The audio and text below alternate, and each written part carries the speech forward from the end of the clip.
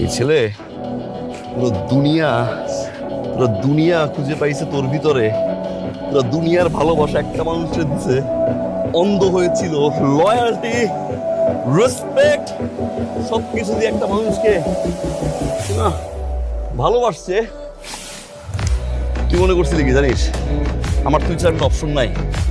YONO, তোরা মেয়েরা মাঝে মাঝে ভাবিস কি একটা ছেলের এই মেয়েটা ছাড়া কোনো অপশন নাই?